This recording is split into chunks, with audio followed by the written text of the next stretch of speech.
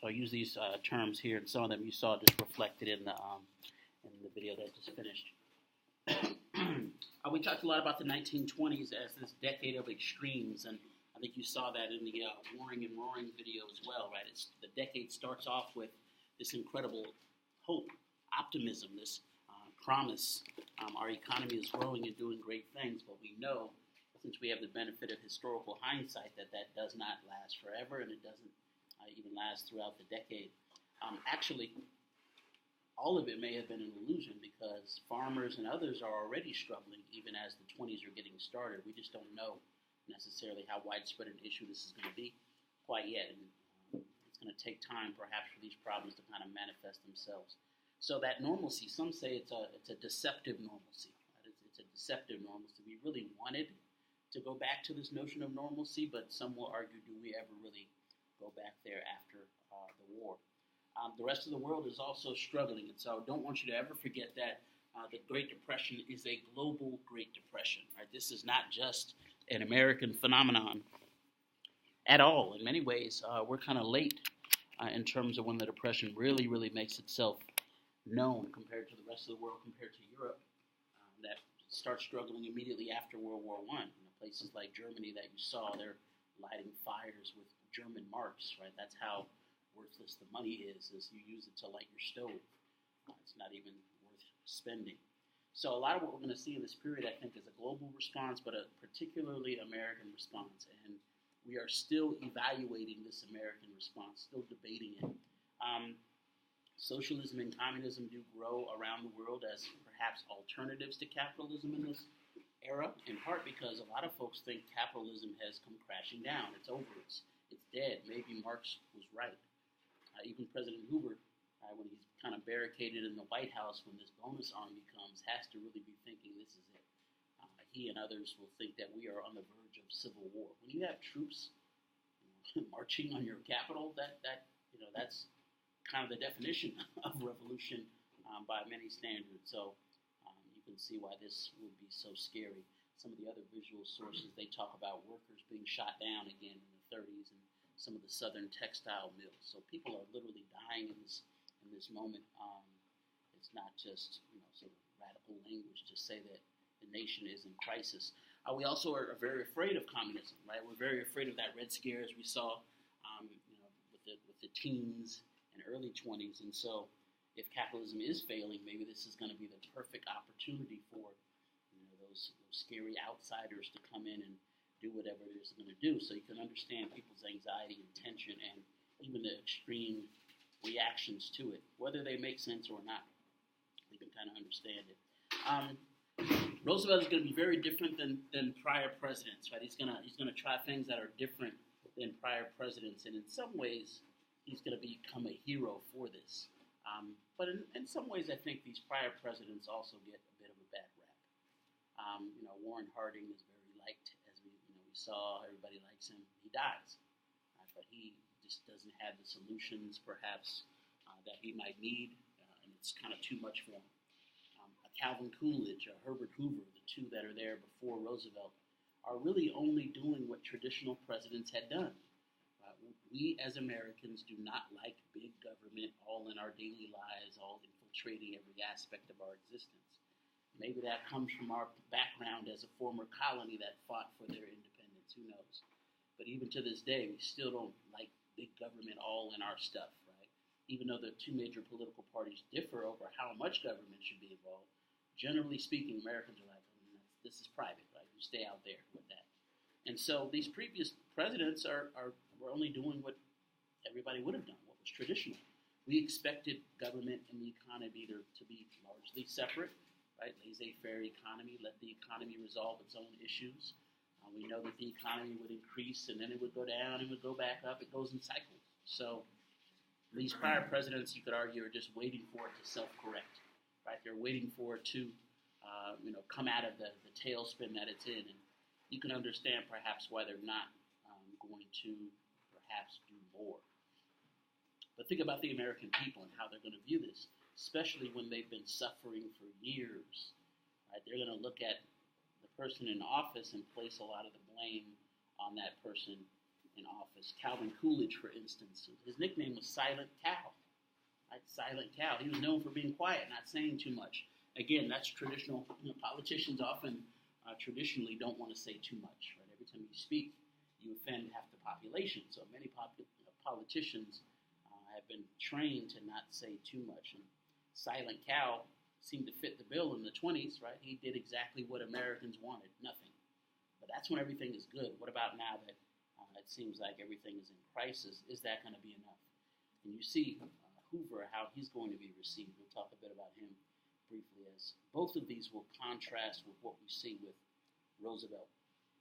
But again, this is a global phenomenon, and early on, people expect Britain to fulfill their traditional role as kind of the economic center, right?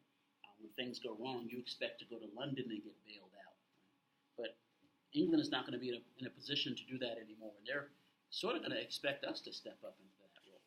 Remember, we're becoming a great power in this era, right? And so Europe, largely destroyed by the war, is like, okay, it's your turn.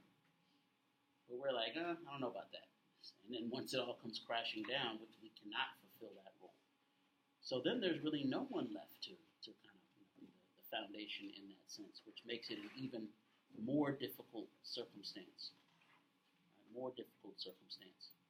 So this idea of normalcy, I think, is a good lens to look at, to examine the 20s, but we start to see how maybe it was always a facade. Maybe it was always fictional. Many economists tell us that there were signs of problems.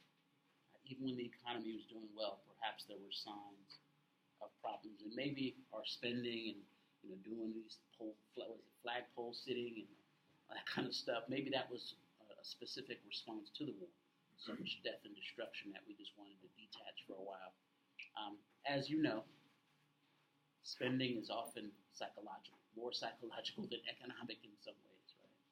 We know all about the power of advertising, which tells us what we need, what we want, and we start to confuse what we need and what we want, right? I feel like I need the new iPhone 12 and a half, and it's not even out yet, right?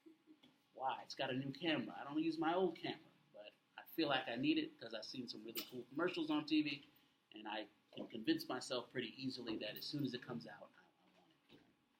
But that isn't necessarily a need. It's a want. It's a want.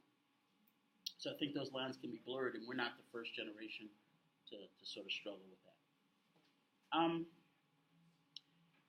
Globally, though, there are some issues.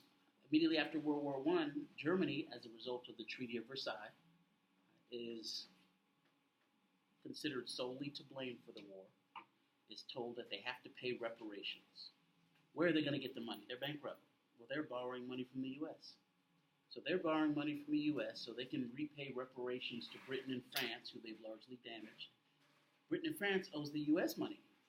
So they're paying us back with money that we initially loaned to Germany. You can see how this cycle might be a little shaky.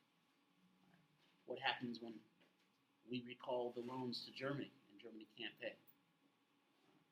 Britain and France don't get paid. We don't have the money. Actually, Britain and France will actually occupy Germany after the war to try to enforce payments. But these were reparations that Germany was never really going to be able to pay. What we start to realize quickly is that governments and economies are connected. Yes, we're independent nations and sovereign nations and all of that, but if your trading partner is harmed, you're harmed. And this is one of the things that Wilson and Clemenceau would argue about, right? That how much should Germany be punished for World War I? Part of the Treaty of Versailles, I think, will limit their army to 100,000. They're not allowed to have an air force. Right? They have to repay reparations. And many Germans come to feel like this is unfair to them, especially since the government that had perpetrated all of this has been replaced. Adolf Hitler will actually use that, right? Use this quote-unquote unfair treaty, this oppression of Germany, to kind of rise to power. In addition, he's going to use the starvation of the people, the desperate nature of the people to rise. So it's difficult to think through these things, and I think that with the benefit now of history, we may have done certain things differently, and maybe not. Right? Maybe not. What is this Great Depression? What causes it? How does it spread? What's the solution to it? Those are some questions we can at least ask and try to answer. In economic terms, a depression is a time when all economic indicators go down at the same time. All of them go down at the same time. Prices, wages, employment, investments, trade, right? They all head persistently downward. So no one area can pull the other area up. They all are going down at the same time. After 1929, these variables would drop and would stay low. Now, often we look at 1929 as kind of the beginning of this for us with the stock market crash, but many will point out that it's not just the stock market crash because most Americans don't own stocks. Right? But that is perhaps going to cause a ripple effect that is going to be, in many ways, a sign of a larger problem, right? Some larger problems that we may or may not see right away. So we can look at that really quickly. Well, we do know that it hits and that it intensifies after 1929. When Roosevelt's elected, it's 1932. This is 3 years of people having suffered. And it's really longer than that for many segments of the American population. Farmers have been struggling since the end of World War I. They might be struggling for more than a decade at this point. So a lot of folks are going to look to Roosevelt as a savior. And he's going to do some non-traditional things. He's going to do some things that many will label un-American, even perhaps socialist at the time, although most now would disagree with that characterization. He's going to do some things that previous folks would not have thought to try, perhaps. By 1932, 25% of Americans and 40% of Germans are unemployed. These are huge numbers. And even those that still have jobs tend to be underemployed. So, for example, let's say 1, 2, 3, 4, unemployed. 1, 2, 3, 4, unemployed. 1, 2, 3, 4, unemployed. And the rest of you have jobs, but let's say you were barely making it on 50 hours a week. Your boss comes to you and he has something in hand. You're like, no, you can't fire me. You cannot. I don't want to hear blah, blah, blah, blah. He's like, wait, slow down. You're my best worker. He's like, but I got to cut your hours in half. No, you don't understand. I'm barely holding on right. Hey, it's your choice. You fired or you have half the hours. Now, you're going to take half the hours because you need something, but how can you pay your mortgage when you're basically barely paying it before? So even those that are still employed or underemployed, and these numbers are even worse than we might think by 1932 and afterwards. Right? Economists, business leaders, politicians, all will admit that they cannot find a cure for this depression. They don't know how to solve it. They don't know what the solution is. No experience from the pre-war world seems to be working, seems to kind of give them a blueprint. And seriously damaged by World War I, Europe is not in its traditional position, as we said. Now, in many Western nations, they're going to reject tradition. And I think in some ways, we kind of reject tradition. We are going to look to government to do things that it had not been expected to do before. Some argue that this is a good thing. Some argue that this is a bad thing. So we can talk about that as a legacy of the New Deal or Depression in the U.S.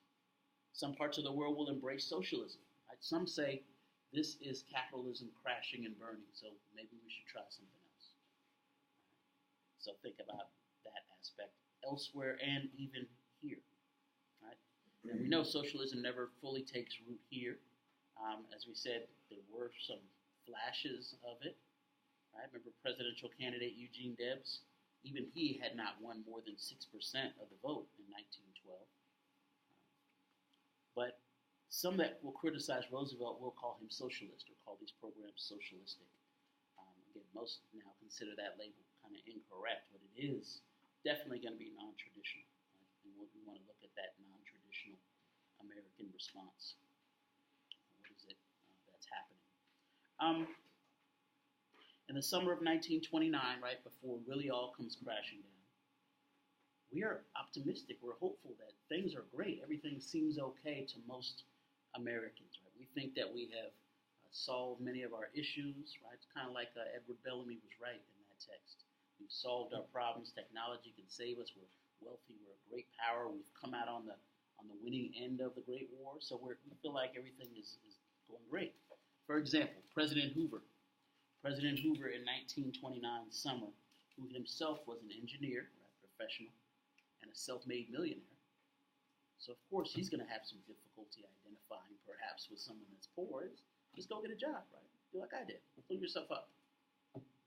Hoover says, quote, We in America today are nearer to the final triumph over poverty than ever before in the history of any land.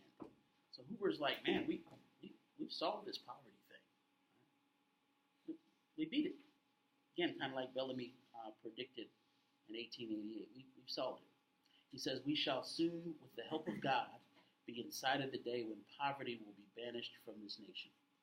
Now, again, you can kind of understand this kind of confidence at that moment when 97% of the workforce had jobs. Right? Manufacturing had risen by 50% in a decade. Our economy is humming at this point, at least on the surface, and at least for most folks. These climbs will continue in July and June as much as they had in all of 1928. You're going to see growth. But then it starts to slow down, and as we know, things will come crashing down. Right? And once you get to this crash, people want to sell.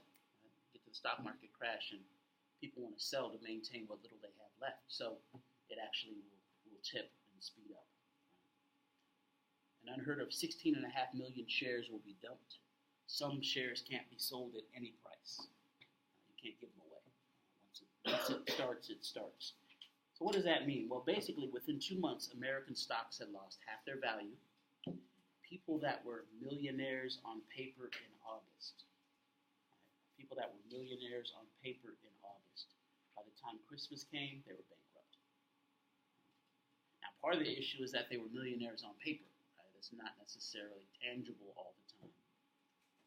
But imagine that dramatic shift, right, from being a millionaire to being broke on the welfare rolls, on the welfare lines, bread lines, and such.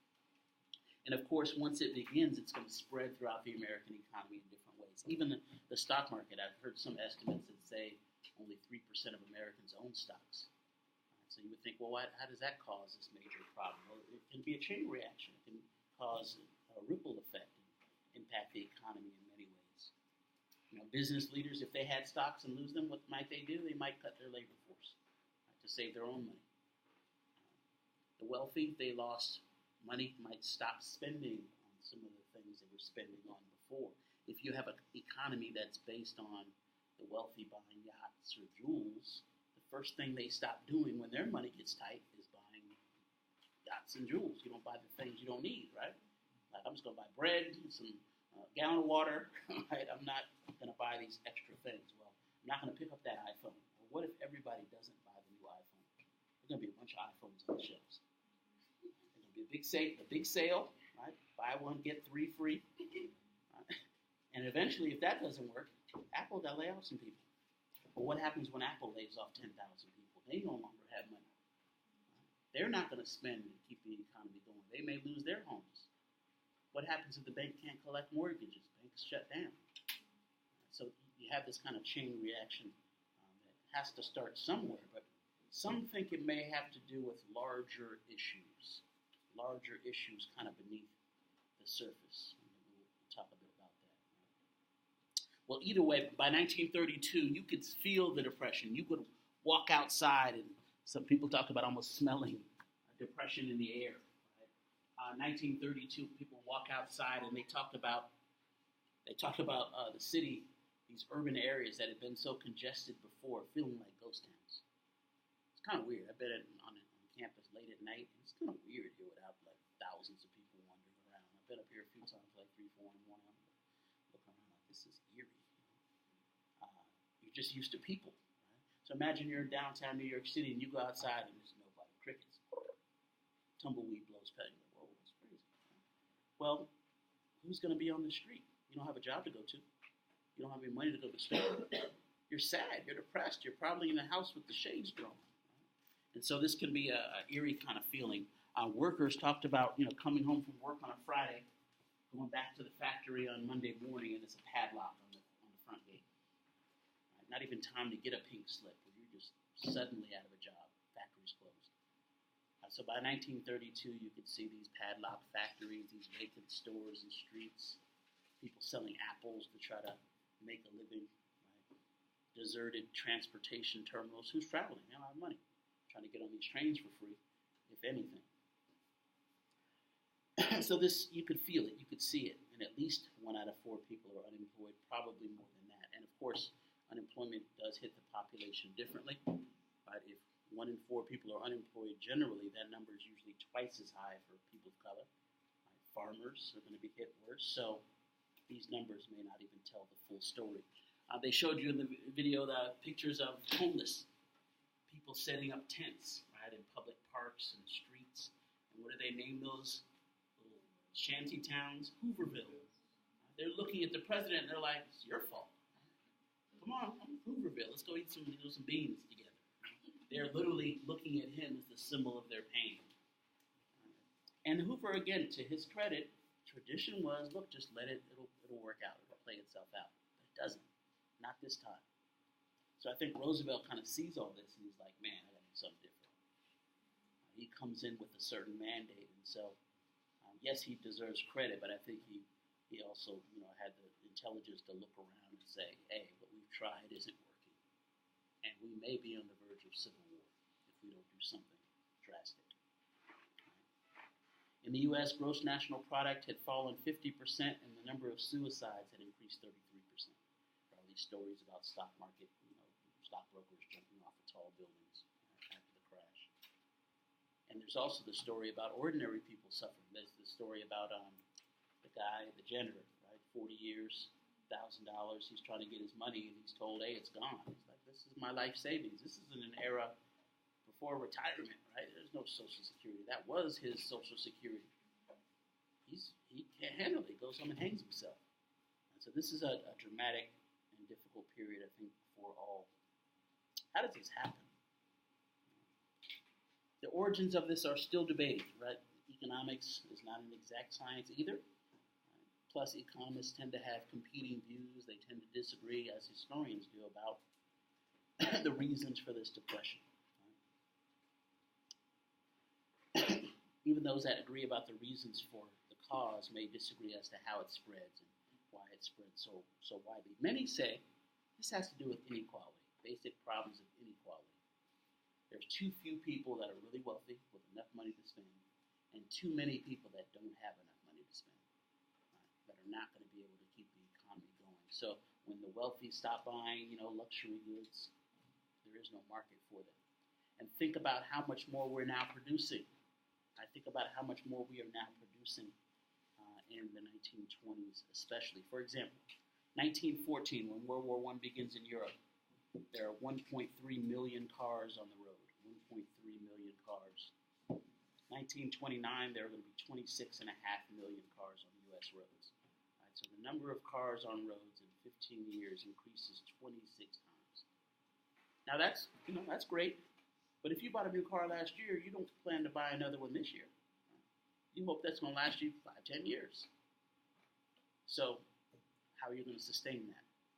And then what if you lose your job and you can't change the oil, can't put gas in it, can't get new tires? It becomes impossible to maintain even the stuff you were able to buy just last year. So some say that this kind of structural inequality is an issue that would lead to some of the problems we've seen. But it's difficult. It's still debated. Many blame it on the stock market, right? The stock market gets a lot of blame here, even though percentage-wise most Americans don't own stocks.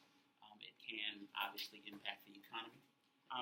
I think it's interesting and important because of the psychology involved. Think about how so much of spending is psychological. Makes us feel good. I mean, I'm not immune to that. Definitely. Some will borrow money to invest in the stock market. So let's say stocks keep going up every month, every year. They're going up. Every year they're doubling. So you might get the wise idea, man, I don't have any money to get into the stock market, but look, I'll borrow $1,000 and I'll buy $1,000 worth of stock. This stock has doubled every year. So I'll buy $1,000 worth. After it doubles, I'll pay back my loan and I'll still have $1,000. That makes sense when the market is growing, but then all of a sudden it collapses. Now you have nothing, and you owe a loan that you can't repay. And you're unemployed, so you can't repay it. So choices can get people in trouble as well, as we know. But I think the psychology behind that is part of it. Right? You We saw this a few years ago with the housing crisis, right? A house had always been the safest of investments. You expect it to always grow. It always had. What happens when that's not true anymore?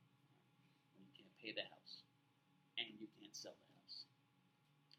For example, in the 1920s, RCA, the Radio Corporation of America, is kind of an interesting example, I think, of both economics and psychology, how they might play out. Right? People borrow money to buy at high interest rates sometimes to purchase the stock of RCA. I think there might be a couple of reasons why they do that. Part of it might be economic. RCA may grow, make your money back. But I think a part of it is psychological, almost patriotic. Remember, the radio in the 1920s is this very new invention. Right? It's extremely popular. There was no TV yet. People listened to radio shows. They sat around in families and listened to The Shadow right on the radio. And so you felt like you owned this new piece of technology. It's the iPhone 12 and a half. Plus, look at the name of it, Radio Corporation of America. I think you feel patriotic owning a piece of this. You feel like you're almost doing your duty as a citizen. Plus, you can make a little money. So some purchase stock and borrow money to purchase stock, even though RCA hadn't really paid out dividends per se. They're sure the price will continue to soar. And again, while the optimism lasts, this is true. The price of RCA stock will quintuple in a single year. But then what happens when it all comes crashing down? And eventually people are like, man, we'll never get out of this. Right? We'll never get out of this. So you start to see people dump the same stocks. Some say that maybe this depression was inevitable based on some of the structural issues. Mass production, right? We're producing more than ever before. I told you the statistic about automobiles. But there's going to be underconsumption of things we're producing. We can't keep up, right? We can't keep up. Radio, once a curiosity, becomes mass entertainment, right? Mass entertainment, and people will spend money on it. In 1929, the money spent on radios was 40 times what it had been in 1920. So we are spending in these things that I think we're kind of drawn to them psychologically. Now, this prosperity isn't really surprising. We come out of the Great War as a great power. Europe has taken a step back. Europe has dealt with all this death and destruction. We've taken a step up. We're on the winning side. And we lose about 100,000 compared to the millions in Europe. And so, in many ways, our economy emerges growing. But there are some issues. There are some challenges that are going to have to be dealt with. In part, this structural inequality, this distribution of wealth may be an issue. Right? May be an issue. Technological unemployment is a term that some folks point to. We think of technology as something that helps us, makes our lives easier, and it usually does, right? The washing machine, for example, is going to revolutionize housework. Suddenly, women who were primarily doing the housework, instead of spending 8 hours a day on the wash, can throw it in there in 45 minutes is done. Frees up their day. But what happens when technology seems to hurt you? So technological unemployment is essentially when human beings are replaced or displaced by machines. Right? Human beings are displaced by machines. Human workers are displaced by machines. So imagine all of a sudden the door opens and you hear this, and you look over there and a little history robot is walking into the room. Now, the robot is not going to be nearly as handsome as me, but it's going to know more, right? Probably have a better voice. Well, it can't be much worse. Probably be taller. Doesn't have to take a break for water. I mean, I'm going to lock the door right now. I'm getting a little scared just talking about it. But it could displace me, right? It could displace me. So at what point is technology not our friend? I think that's something that folks would have to start to ask, and would start to ask in this period when they felt like they were being displaced. This is not the first time this question has been asked. It's not the first time folks have chosen to try to deal with it and address it. But the depression also spreads. It spreads throughout the economy. It's not just going to stay in the stock market. And as you know, farmers are struggling, and others are quickly going to join them. Right? Quickly going to join them. Some say this shows weakness in our economy, right? Structural weakness in our economy. And we cannot expect Britain or Europe to kind of step into the role of lender or banker as they used to.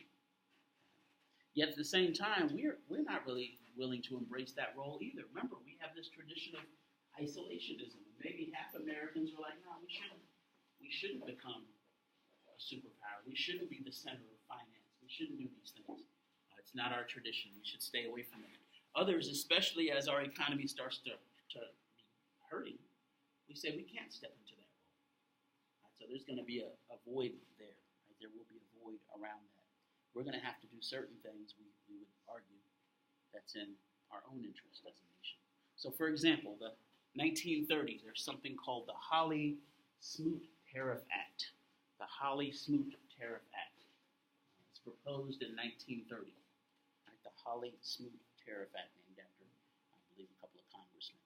Right? This Hawley-Smoot Tariff Act will be passed by Congress in 1930, and it imposed the highest import duties, the highest import taxes, essentially, in history.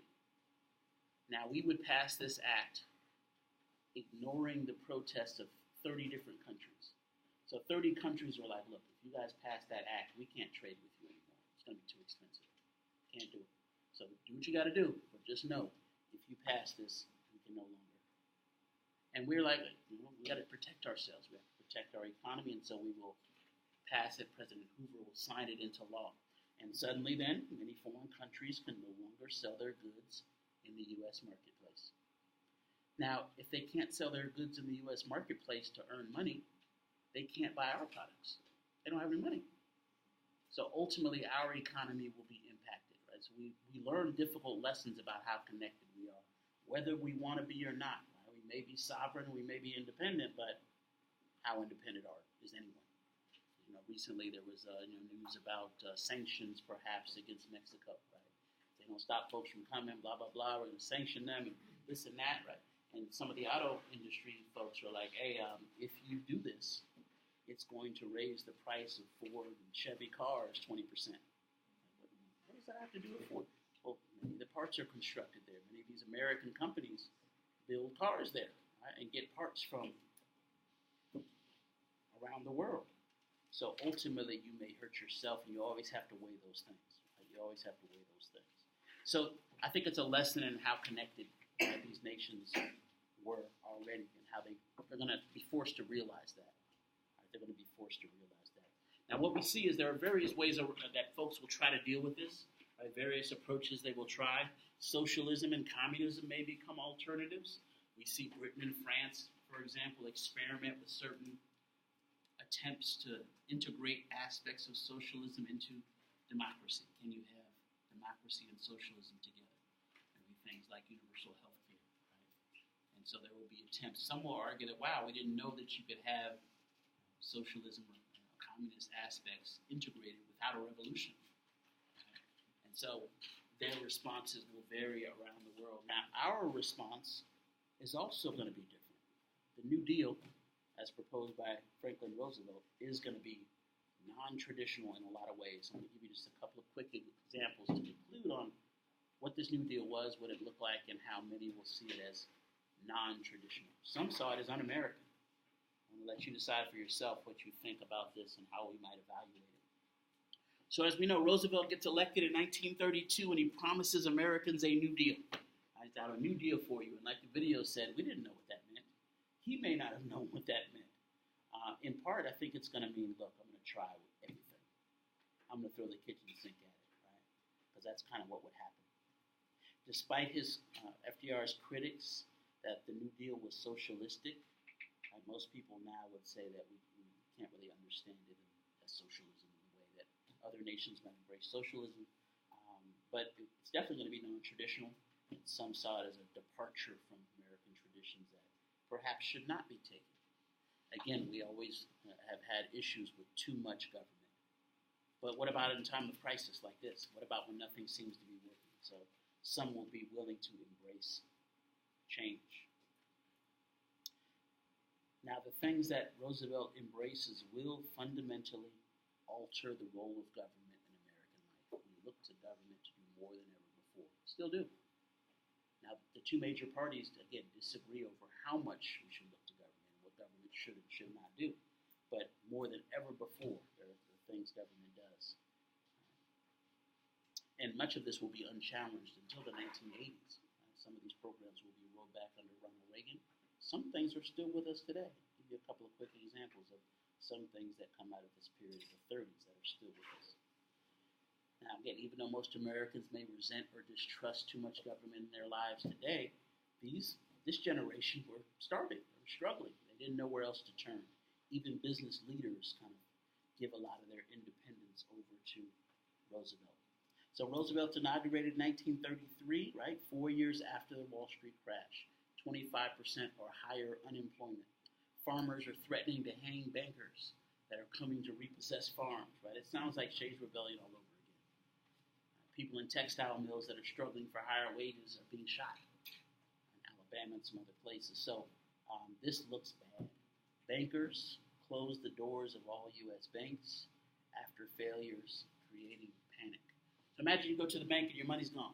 If you have grandparents, great-grandparents even, that lived through this period, they may still be suspicious of things. My grandma used to keep her money in the mattress, like, nope, I know it's safe, right next to my gun. Right? Okay. She's like, no, I don't. And you can understand that if you go to the bank one day and they're like, no, we're closed. Okay, that's fine, I'll come back tomorrow. You're like, no, you don't understand. We're closed forever. Okay, just go ahead and slide my money under the window. There is no money here. Whoa, that's a level of insecurity that I think you don't get over right away. So what's Roosevelt going to do? He's going to address these things, right? One of the first things he does is declare a banking holiday, and then he's going to reopen the banks to try to reinstill confidence in them. How is he going to do that? Well, he does so with a government program, a New Deal program called FDIC. FDIC, Federal Deposit Insurance Corporation. Federal Deposit Insurance Corporation. You go to your bank today, on the front door, you'll see a government seal that says FDIC insured. And at the time it was passed, it's going to insure people. I don't know what it was at the time, but for most of my life, your money was insured up to $100,000. Right? You had $100,000 in the bank. Now it's $250,000. So don't worry, you're safe. If you have $249,000 in the bank and the bank goes out of business, the government will give you your money back. That didn't exist before. Why does it exist? Because we want people to have confidence in the banks and to invest, to deposit their money in them. So the other video I put in this folder for you talks about the New Deal and talks about this banking holiday, reopening them. And surprisingly, it works. More Americans deposit money in the banks after the banks reopen than take their money out. Now, man, that's a level of optimism. I consider myself pretty patriotic, but if my bank shuts today and they're like, your money's gone, and then on Monday morning they're like, okay, we're open again, what am I going to do on Monday morning? I'm going to be the first one in line. Okay, I need to get my little $17.28 out, please. Now, people are like, no, let me deposit $100 because they want to show their patriotism, show their pride, show that they're confident in the direction of the country. That's faith. That's some faith right there. It shows that they're connected with Roosevelt, too. He's going to do things like institute fireside chats. Fireside chat. What's a fireside chat? Well, it's the radio show? Go ahead. The radio show? Yeah, he's going to use the radio, right? There's all these pictures of Roosevelt in like a nice comfy chair, like with a smoking jacket on. Well, not really a smoking jacket. But he just looks so calm, sitting by the fire, and he's talking to the American people on the radio. Right? Don't worry, it's going to be okay. I'm on your side. I'm going to do everything I can. The American people are like, wow, this is fantastic. I think they first were like, Hoover never did that. Hoover didn't care about us. Now, that's not, that may not be completely true, but that's how it seemed. Right? That's how it seemed. Hundreds of thousands of people start writing Franklin Roosevelt letters. They had to hire a staff to handle the mail. Why? Because he's speaking directly to them.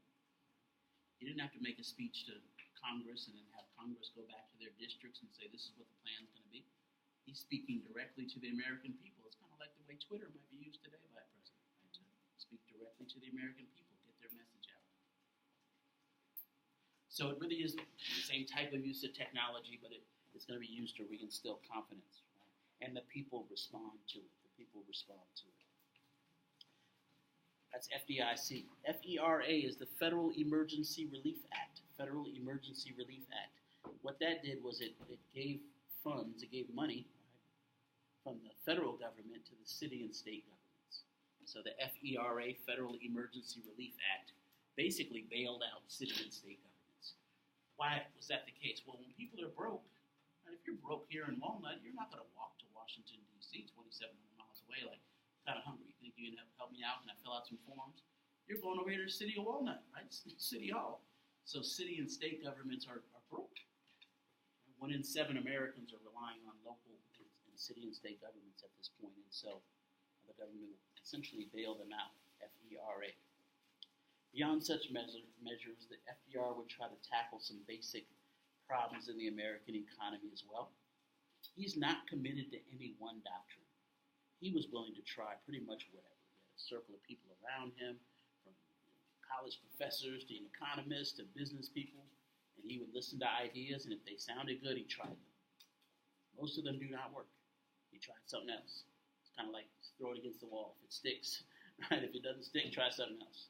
That's essentially what it is. It's really this kind of helter-skelter program. Many of them are ineffective. Many of them don't work. Some of them may not have been constitutional even. But he feels like it is enough of a crisis to try this. So farmers had been struggling. Right? How are we going to deal with the farm problem? Well, the New Deal will attack the farm problem by legislating limits on production. Part of the issue was we had asked farmers to grow more than ever before during World War I. Right? We asked them to grow food for the American people. We asked them to grow food to feed the troops. We asked them to grow food for our allies. But now, after the war, they're still growing more and more food. What happens to prices when you have too much of something? The price drops. Eventually, they can't sell their crops at any price. So imagine being a farmer, growing food, and your family's on the verge of starvation. Your family's on the verge of losing its house, farm. So in response, you will have the AAA, Agricultural Adjustment Act. AAA, Agricultural Adjustment Act. Now, this is going to be challenging for many farmers. What is the Agricultural Adjustment Act? It's basically going to try to stabilize prices by limiting overproduction. So it's going to pay farmers not to contribute to the glut. So imagine you're a farmer. You're like, okay, look, this year's we got to do it this year. We're on the verge of bankruptcy. We've acquired our neighbor's land, so we have twice as much land. We're going to plant every inch of corn this year. We're going to pay off these bills. It has to be this year or we're bankrupt. Get ready to go. Everybody ready? There's a knock at the door. Who is it? It's the government. I'm a representative from the AAA. Okay, who are you? Well, I got to talk to you. I know you're getting ready to plant twice as much as you did last year. Yep, we're ready. Got seed and everything. We need you not to plant this year. Excuse me? We need you not to plant anything this year. Somebody get this guy out of here. He's obviously crazy. I just told you I need to grow more. We got to pay bills, right? It says, if you don't plant this year, we'll pay you. You're going to pay me not to work? Yes. That sounds un-American, especially to a farmer used to producing for their family and for other families. So many say, this sounds crazy. This doesn't make any sense. But the idea was you want to make sure there's not overproduction to destabilize the prices. So this Agricultural Adjustment Act will do just that, and this will begin the federal administration of farm markets that continues to this day. But again, how much should government be involved in the economy? Or should it be completely separate? Right? Is it un-American to do these types of programs, or is it averting civil war? Unemployment is an issue. So the CCC is going to be an attempt to deal with unemployment. The Civilian Conservation Corps. Civilian Conservation Corps.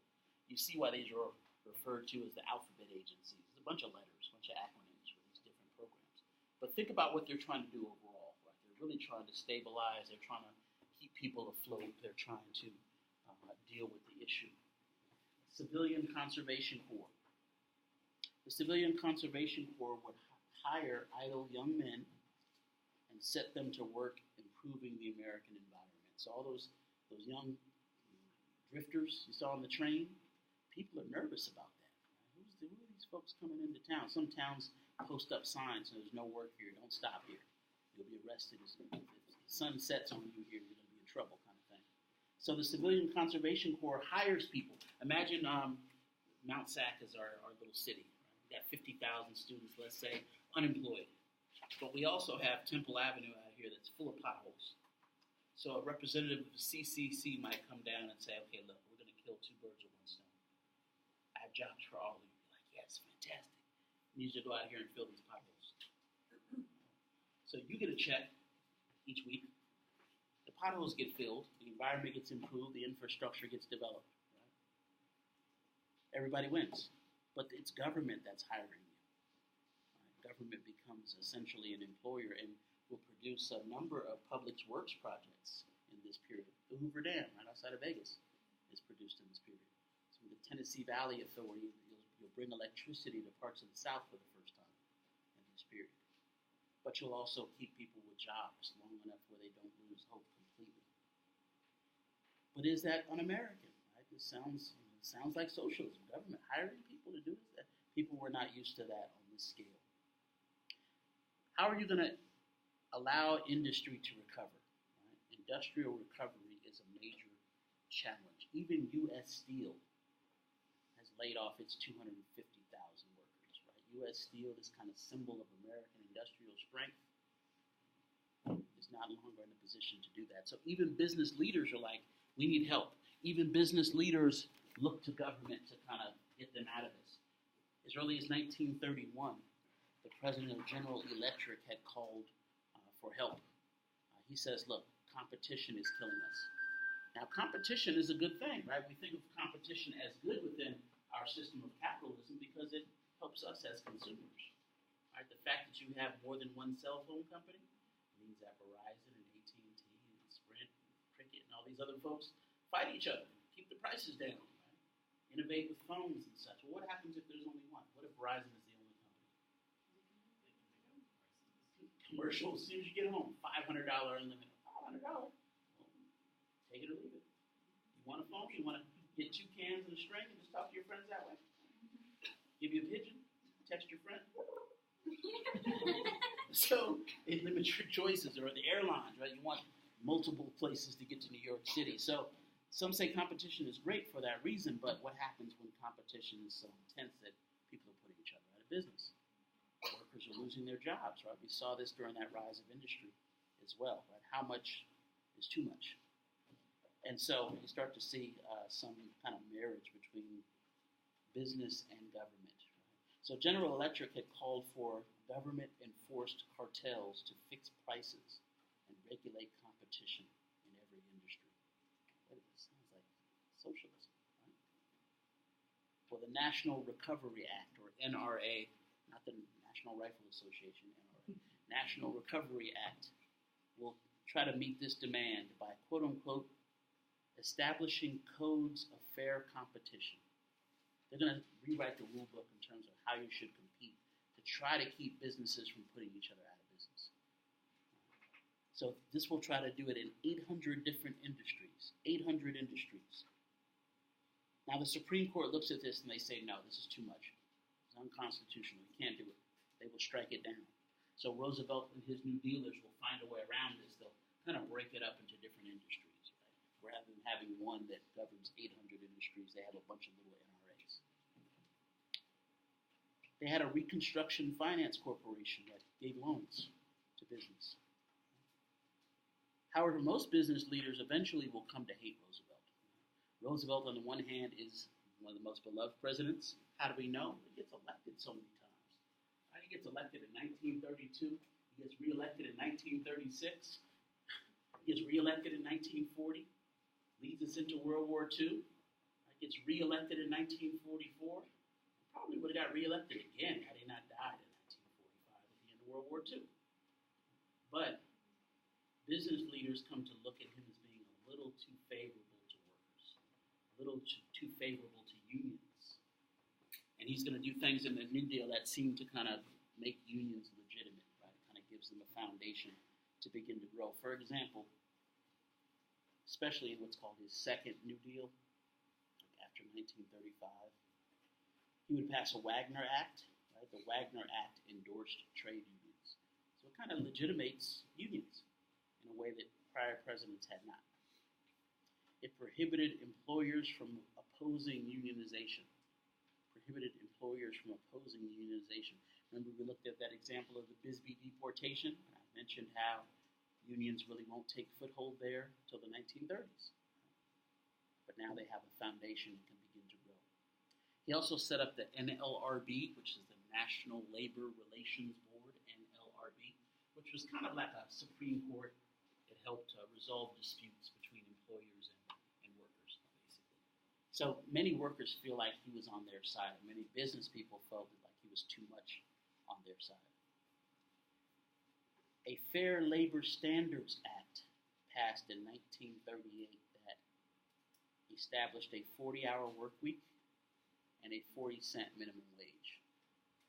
Fair level minimum wage? Wait a second, that sounds like socialism. What do you mean minimum wage? Set by government? Shouldn't that be determined by the economy? By capitalism itself? Whatever the worker is willing to accept, that should be their minimum wage. But some will argue that it's good to have a kind of living wage. Right? So, in many ways, maybe this is a departure from some things we had seen before. Again, even this brief list of some of these alphabet agencies, and you can read about maybe even more, but I think you get the point. Right? It sort of shows you that the role of government is growing, expanding. We're expecting government to do things that it hadn't done before. Things like Social Security. Social Security Act of 1936. This idea that, okay, you pay into this, and when you're old enough to retire, you should get paid back. Right? Previously, you better hope that you had a bunch of children to take care of you. That's one of the reasons why people had so many children. Right? If you have 10 children, you expect maybe half of them to live to adulthood. Maybe one of them you don't like so much, right? So maybe you have 2 of them that'll help take care of you, right? Won't put you in a home. Right? You hope so. Because otherwise you're out of luck when you're no longer able to work. But now there's a program. You pay into it while you're able to work and you get paid back. Social Security. That didn't exist before the 1930s. All kinds of disability insurance and things didn't exist. Lastly, the SEC, the Securities and Exchange Commission. The SEC regulates the stock market. It was intended to prevent the kind of Wall Street practices that some saw as leading to the crash to begin with. So now, you get some insider trading tips, you make a whole bunch of money in some shady stuff, you get a phone call. Who's this? The SEC. You're like, oh, it's the SEC calling. I want to talk to Martha Stewart. Even someone as powerful as Martha found herself in some trouble. Got a phone call from the SEC. Right? Going to do some jail time, prison time, because you can't do certain things. Didn't exist before. Now there's still debate about how much regulation is okay, right? How much regulation is good, and how much of it may stifle business. There's still debates about that, and that's one of the differences between the 2 major political parties today. How do we evaluate all this? Well, one way we might evaluate the New Deal is to call it a failure. Well, why?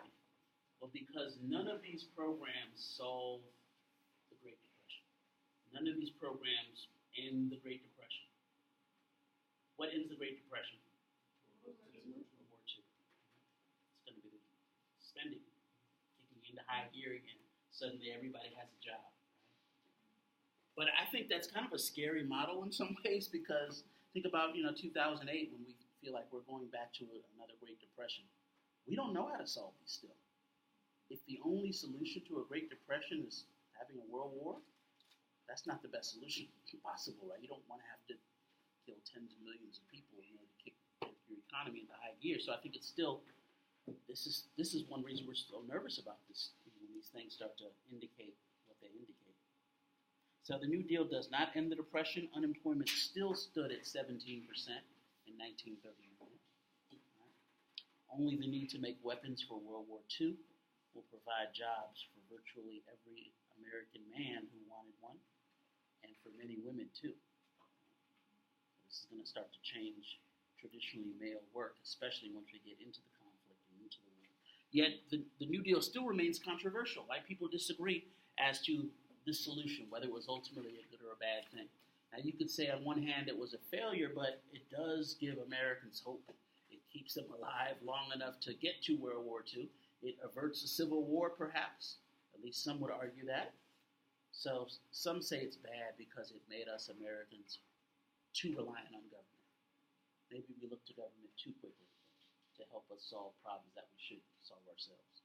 Others say, look, there was no one else that was able to do it. We were going down the toilet quickly, and we could have been in civil war. But there are still debates about this, and a lot of it has to do with the perspective of the one bringing the critique. We will spend more money than we collect, right? So this deficit spending, or Keynesian economics, deficit spending, is to prime the pump. Some say that's a necessary step. Others say it's problematic, right? It's going to lead to increased deficits. Although we're going to get much bigger deficits in the Cold War through World War II. Some say that Roosevelt did not go far enough.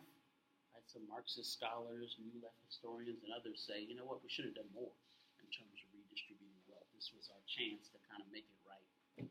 So there are still debates about this. Some say there still are too many hierarchies. Inequality is still a problem, and so we leave ourselves vulnerable, perhaps.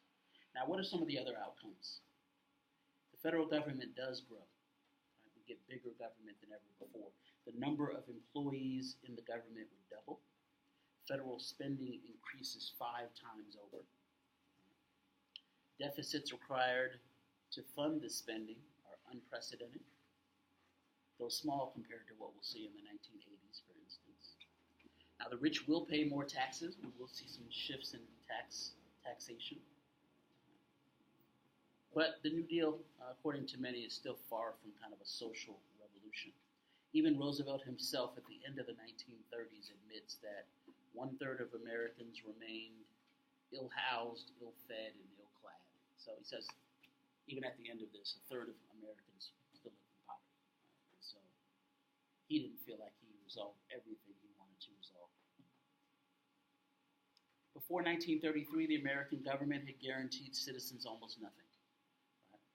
But afterwards, at least until the 1970s, federal government is really willing to guarantee more and more for its citizens, especially the most vulnerable segments, from children to older people. Right? They tend to take on a particular focus here. Some say that we do too much, right? And that spending more than we make is a dangerous lesson and will only lead to greater and greater deficits. Now, this is our particular American response. We're going to see different types of responses around the world, but we also see some negative developments, right? Some negative clouds leading us directly to World War II. Right? World War II, especially with the fascists and the Nazis and their use of the context, perhaps.